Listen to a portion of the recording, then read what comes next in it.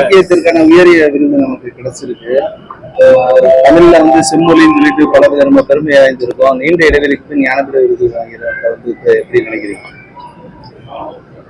ஞானபீட விருது என்பது இந்தியாவின் தேசிய மொழிகளில் ஒவ்வொரு மொழிக்கும் ஒரு விருது என்று வழங்கப்படுவது.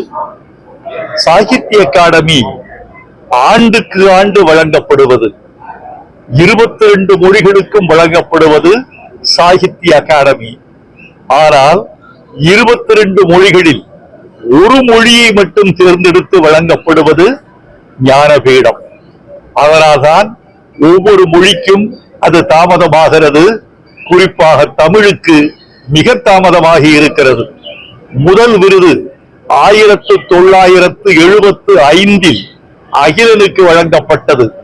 இரண்டாம் விருது 27 ஆண்டுகளுக்கு பிறகு 2002 ஜெயகாந்தனுக்கு வழங்கப்பட்டது. மூன்றாவது விருது 24 ஆண்டுகளுக்கு பின்னர் வைரமுத்துவுக்கு வழங்கப்பட்டிருக்கிறது.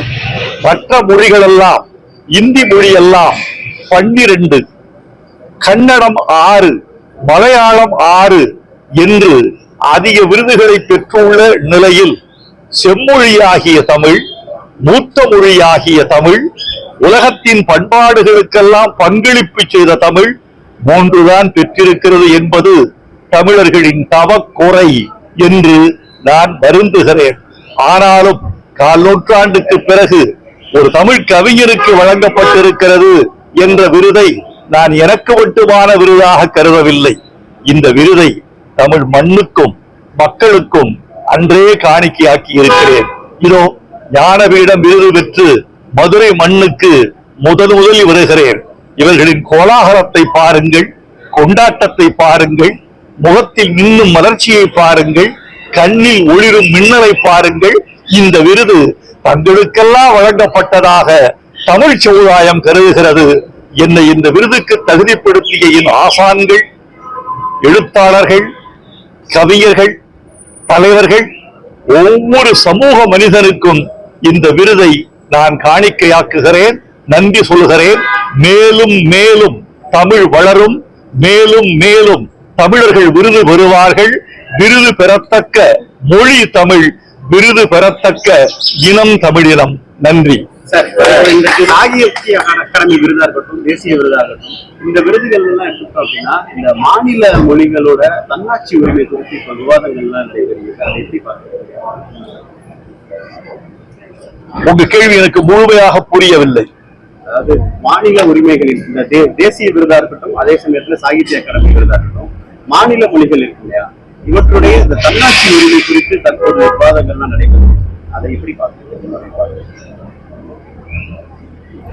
இப்போது நீங்கள் சுற்றி வளைத்து தமிழ்தாய் வாழ்த்து என்ற ஒரு நிலைக்கு வருகிறீர்கள் என்பதை உங்களுடைய கேள்வியின் பின்னணி எனக்கு சொல்லுகிறது. உங்கள் திறமையை பாராட்டுகிறேன். தமிழ்நாட்டுக்குள் நடக்கும் எந்த விழாவிலும் தமிழ்தாய் வாழ்த்துதான் முதலில் பாடப்பட வேண்டும் என்பது தமிழர்களின் வேண்டுகோள் மட்டுமல்ல, தமிழர்களின் குறிக்கோள், தமிழர்களின் பெருமை. நான் தமிழ் மொழி மட்டுமே தமிழ்தாய் வாழ்த்து முதலில் பாடப்பட வேண்டும் என்று கேட்கிற குறுகிய வட்டத்தை சார்ந்தவன் அல்ல. இந்தியாவில் பேசப்படும் எல்லா தேசிய மொழிகளும் முதலில் அந்தந்த மாநிலங்களில் முதல் வாழ்த்தாக பாடப்பட்ட பிறகுதான் தேச கீதமும் தேசிய கீதமும் இடம்பெற வேண்டும் என்று விரும்புகிறவர்கள் நாங்கள். எங்கள் மொழி வாழ்த்து முதலில் டெல்லியில் ஒலிக்கப்பட முடியாது. எங்கள் மொழி வாழ்த்து கன்னடத்தில் ஒலிக்கப்பட முடியாது. எங்கள் மொழி வாழ்த்து மலையாளத்தில் ஒலிக்கப்பட முடியாது.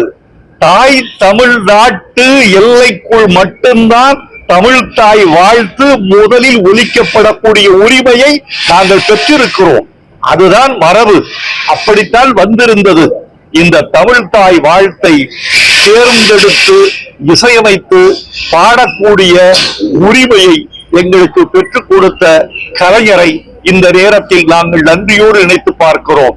எனவே ஒன்றிய அரசுக்கு ஒரு வேண்டுகோள், அந்தந்த மாநிலங்களின் மொழி உரிமையை நீங்கள் பாதுகாத்து தர வேண்டும். அப்போது இந்தியாவின் இறையாண்மை இன்னும் மேம்படும் என்று நாங்கள் நம்புகிறோம். வணக்கம்.